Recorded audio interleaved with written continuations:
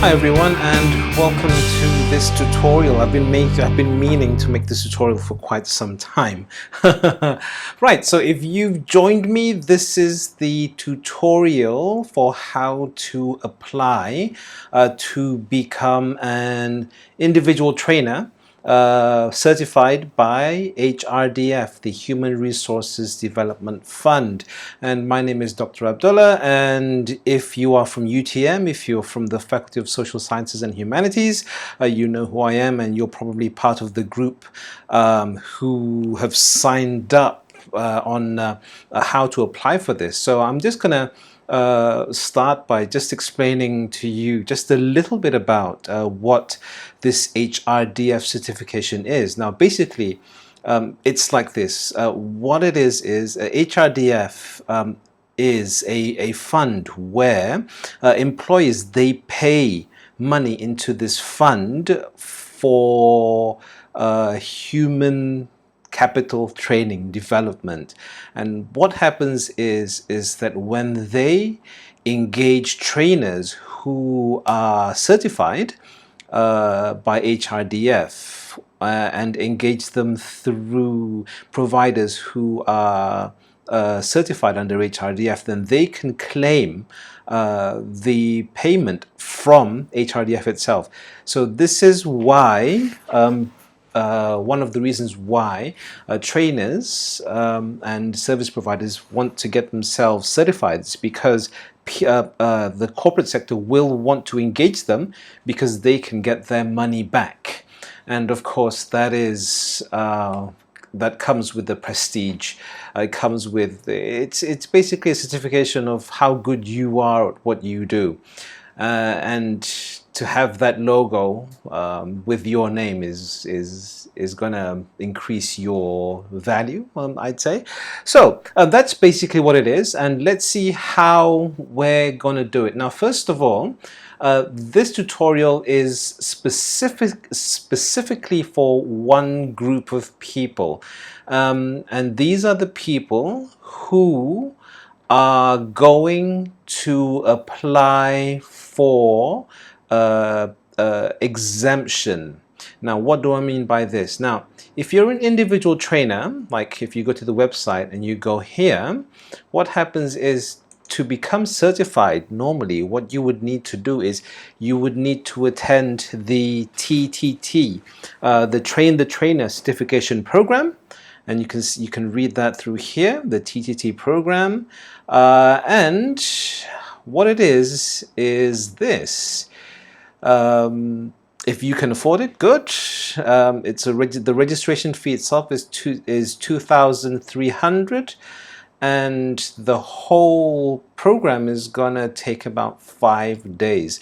So if you want to be certified and you have 2,300 ringgit, and you want to invest that in yourself, then you can get yourself certified by attending the TTT program.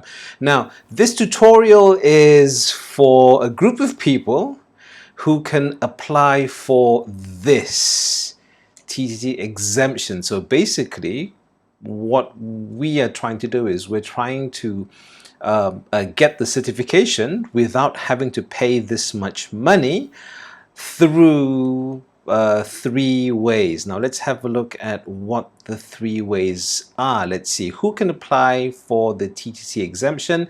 So you can have a look here, click here to download the criteria guideline, and here we are. So TTT exemption application, and this is the best part. Now, if you are a teacher, or if you are a lecturer at university, or you've gone through training in teaching in some way, so if you have a look here, the TTT certificate from government or international teachers training college, Sijil Guru, Perguruan Khas, and so on. And if you have a certificate of education, a diploma, degree, or master in education, and in my case I also put down my PhD as well, and it says here by recognized government or private institutions. This means that if you're it doesn't really matter if you got your qualification from Malaysia or outside Malaysia, you can apply. And this is also one of the things as well which you have to pay attention to. Diploma or degree or master's from the education faculty. Basically that. This is to ensure that you know how to teach. And there is an exemption. It's exception given if the diploma, degree or master's comes from other faculties, but there is the word education in the certificate. So these are some of the examples. A degree in education, master's, diploma, and all this, the certificate, diploma of all this, and I also put down my PhD in education as well. And all this, trainer, certificate from Center for Instructor and Advanced Skill Training, or any of these. So you can have a look at the full list here, and if you can have a look at all it is. Now there are 3 ways to get certified, and exemption through this is one way. That's criteria A, and we're going to remember this because this is important, because we're going to use this on the form. Another way is criteria B, and if you've attended any other Train the Trainer program for 5 days, you can also apply through criteria B, or criteria C. Now criteria C will be very relevant to people who actually actively do training as part of their job. And if you're a lecturer, perhaps if you are in a faculty that does training, perhaps human resource and so on, then this would probably be for you, where criteria C, trainers must have done at least 25 corporate training sessions conducted in the previous 5 years, and it's for working adults. So if it's 25 corporate training sessions for children, then it won't really count. Anyway, you can have a look at the full list here, but like I said, for this tutorial we're going to concentrate, actually this tutorial covers all, but it's specifically for, or is especially for, people who want to do this through criteria A. So let's get back to this, shall we? Now, how do we apply for exemption? I'm just going to look here. Who can apply to how to apply for, oh sorry, this is not the one. Trainer registration. I'm just going to try and see where this thing is. Just give, here we are. Okay, individual application. Fill in the online form together with supporting documents. Okay, so what we're going to do is we're going to do this here, and let's go here, shall we? Application for TTT exemption, and you will be brought to this screen. Now what I'm going to do is, because I've done this before, so I'm not going to do the whole thing until I'm just going to guide you until the submission part, because after the submission I'll tell you what happens after that. So let's go one by one, shall we? So the first one is, let's have a look at the application type. What you're going to be doing here is you're going to be going to individual trainer, and criteria A if you are from the group that I was talking about, where you have a background in education. Criteria B if you've done any TTT before. Criteria C if you've done at least 25 training sessions in the past 5 years. So we're going to focus on A. Now let's do this. So you click on whatever your name is going to be, and whatever this is, 3, 4, 5, 6, 01, 7890, whatever, and designation. Yeah, for me I can just put doctor there. And then you're going to do your home address or your work address, whatever. That's all good. It's very logical, actually. You can do that. It's all very easy. Like I said, it's actually quite straightforward. Personal contact, you can use your phone. And email, you can go have a look at my email. I'm just going to put that down here. Or whatever. And now let's go through this one. Let's see how we're going to do this. This is how we add, because this one will be where people who are going to concentrate on criteria A, this is where the action happens, so to speak. So let's put down, I'm going to put down PhD first, then I'm going to put down 2014. And then, now if you graduated overseas, like I did, this is where you are going to go. It's a bit confusing if you don't know, but there we are. There is that other bit. And once you've done that, put the name of your university, Canterbury, New Zealand. And then we add, and sure enough, that's where all this happens. And then of course you can do whatever is the next one, MEd, and my MEd was 2005, or was it 2004? 5, yeah. And my MEd was from UTM, so that one's there. Add that. And my B.Ed TESOL, year awarded was 2001, 2002, somewhere there. And this one, of course, would be other. Again. And if you're doing this, just do it with me. And then that pops up, and then you can write down University of Exeter, United Kingdom. And we add that there. Now, that's all done in terms of the trainee's qualification.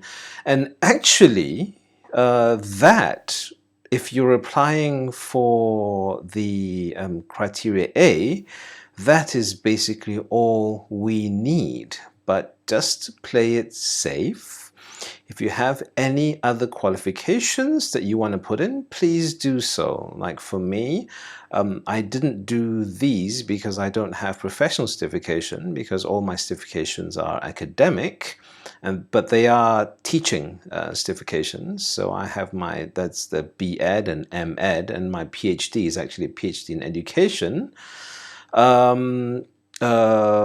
which, well, I can put there if I needed to, but that's all up to you. So next is now what we're going to do is we're going to have a look down here. Trainers professional certification, and if you've attended any short courses, put that down as well. The same thing, add, and then you're going to do the same thing.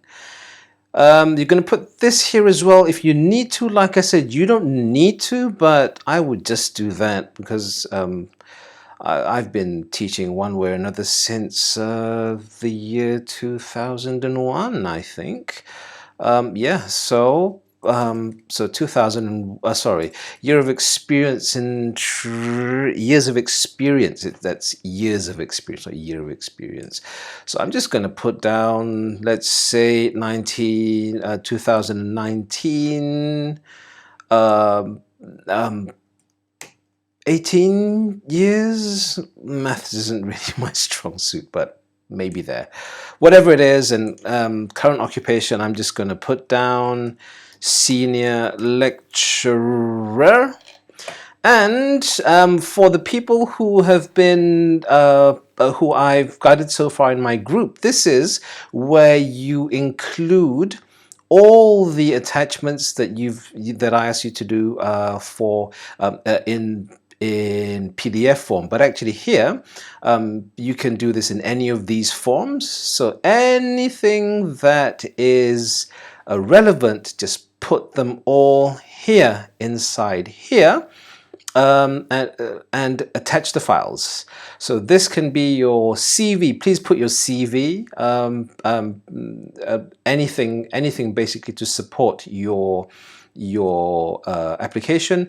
What format, you may ask? A HRDF before this, they actually had a specific format that looked like this, but now they've actually gone and said you can do whatever format you want. It's up to you. It's fine as long as they get the relevant information from you. So you add the attachments, and once you're done, what you're going to do is you're going to click submit here, and I'm just yeah, this is going to be a joke, but let's see if I do this. Oh, okay. So it says enter at least one record in trainer's professional certification.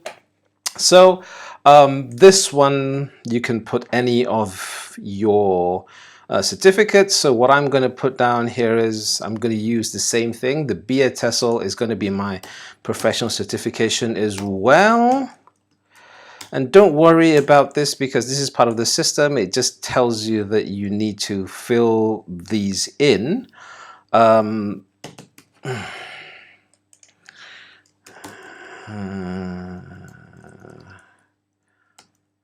Of Exeter, UK, and we can add this one as well.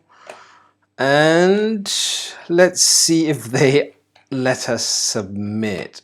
Short course. Okay, so they're gonna make you do the whole thing, so you can put down the same thing as well. I think that's what I did during my time, because I would have done this as well, but I can't quite remember exactly what it was.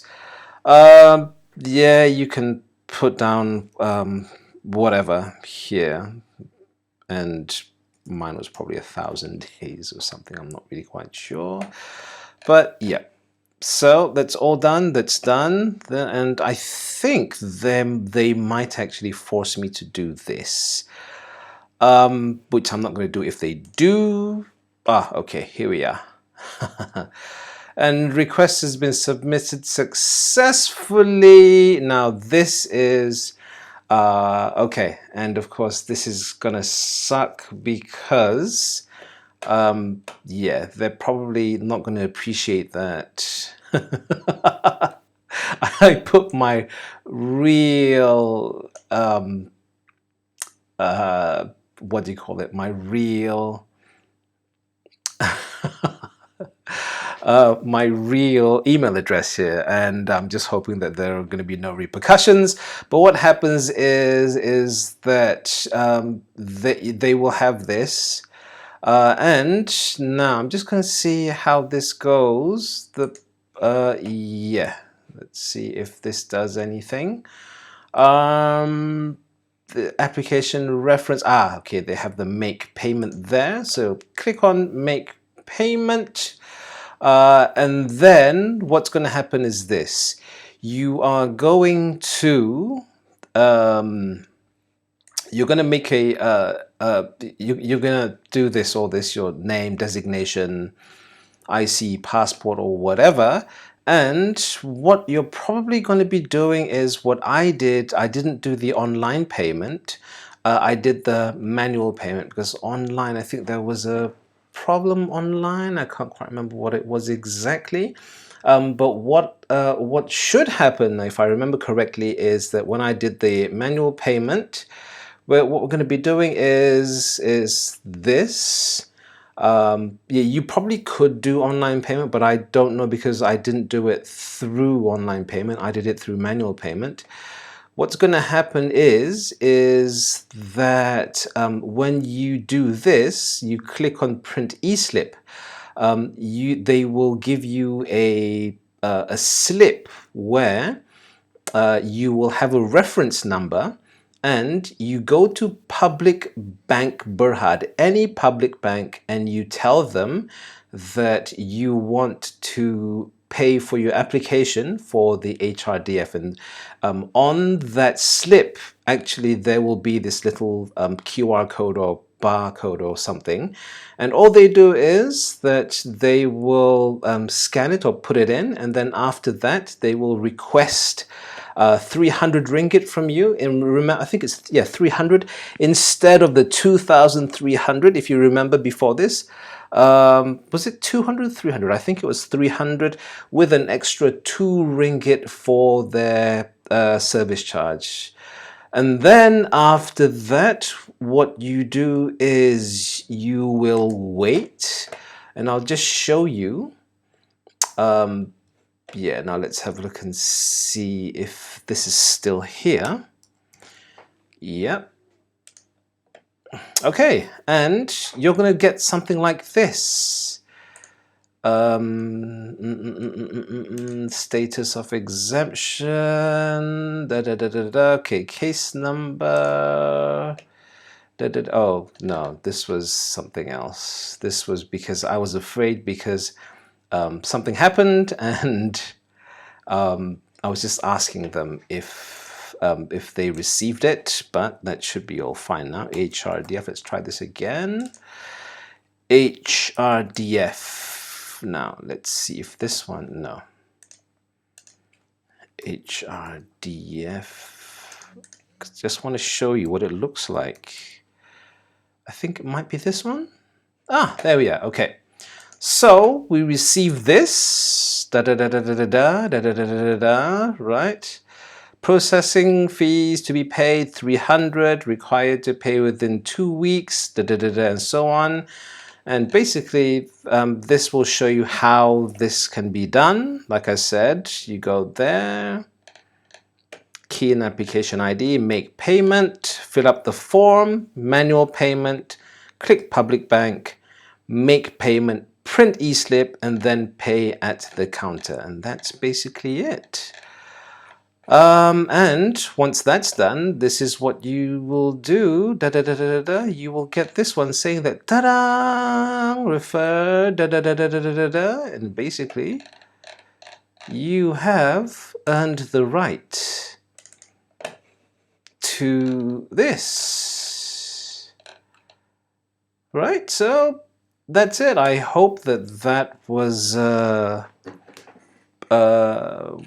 that was beneficial for you.